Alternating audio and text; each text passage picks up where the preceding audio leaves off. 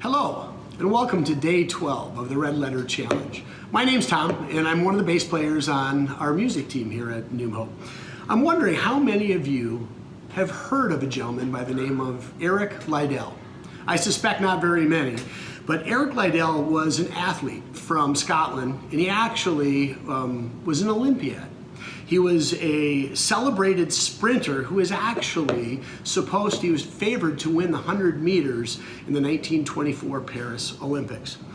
Now, I want you to just imagine something. Imagine the work that it takes to be an Olympiad, an athlete to that caliber. All of the time spent in preparation, the mental preparation, the physical preparation, the commitment by your country to get on that team, the sacrifices made from your families. But Liddell found himself in an interesting position for these Olympics. The time trials for the 100 meters were on Sunday. And Liddell believed that Sunday was the Sabbath and it was a day that is holy. So can you imagine when he decided not to run this event, the pressure that he faced from his teammates who said, "I can't believe you're not going to run in this event," from his family. They were saying, "God will understand, but your country needs you." But Eric Liddell decided that his response was, "No, I'm not going to do this now. I'm not going to do this ever." Well, day 12 of our Red Letter Challenge revolves around the Sabbath. And I'm not going to lie to you, this is one of those topics that actually is challenging for me. And it makes me ask some real questions. Some questions like, what exactly is the Sabbath? Some questions like, what does it mean to keep the Sabbath holy?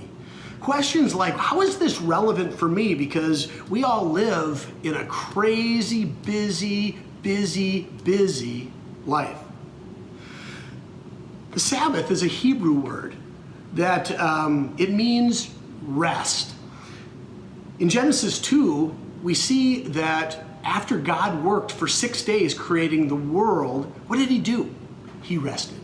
He took time, not because he was tired, because we all know God's able to do anything, but he took time to step back and enjoy what he had done. He set an example for us.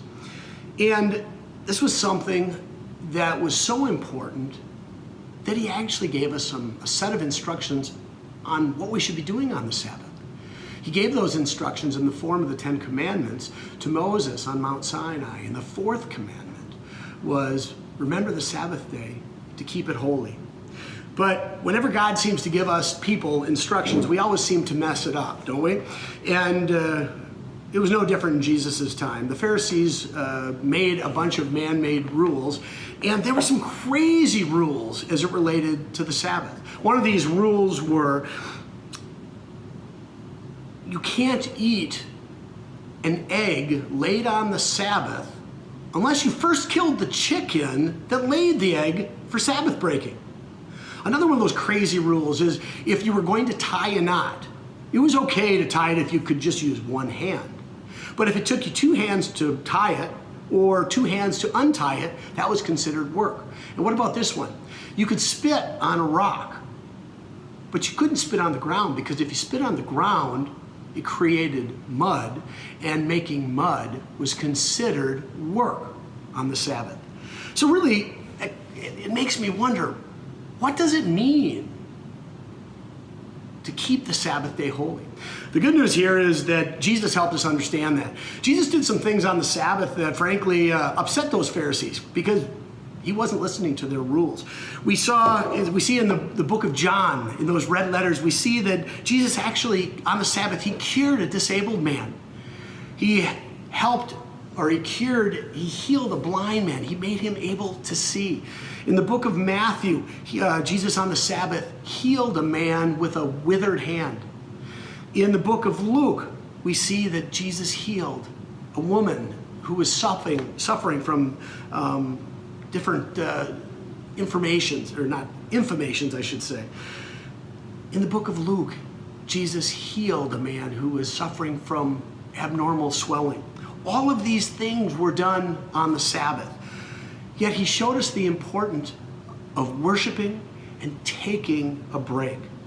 So how is this all relevant in our busy, crazy lives? I always wondered, many Christians considered the Sabbath to be a Sunday. But I used to work with a gentleman who considered the Sabbath to be Saturday. And there's a fair number of people, a large number of people in the world that believe the Sabbath is Saturday. We also know that people work on Saturdays and Sundays. And how does that work? How can you keep the Sabbath day holy if you actually have to work? Well, the good news here is Paul helps us out. In Romans, in Romans 14, verses 5 and 6, Paul says this: one person considers one day more sacred than another. Another considers every day alike. Each of them should be fully convinced in their own mind. Whoever regards one day as special does so to the Lord. Maybe your Sabbath is Sunday. Maybe your Sabbath is Saturday. Maybe your Sabbath is Tuesday, or a combination of a number of days.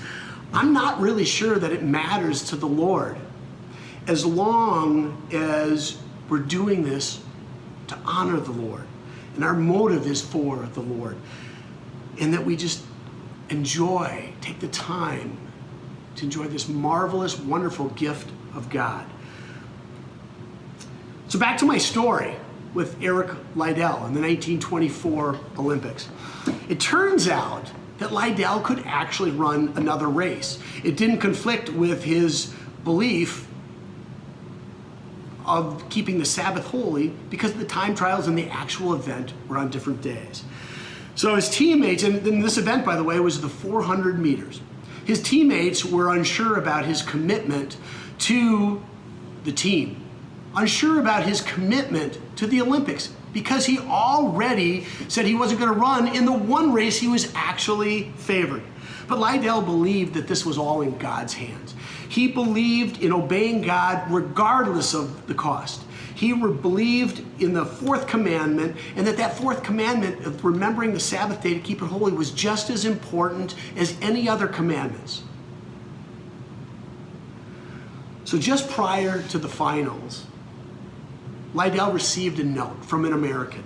And that note said a profound message. It was this: those who honor me, I will honor. So the gun went off, and Eric ran like a man possessed. He wasn't favored to win this race. He wasn't even supposed to be in this race, but he ran so fast that he set a new world record, and he won the gold in the 400 meters.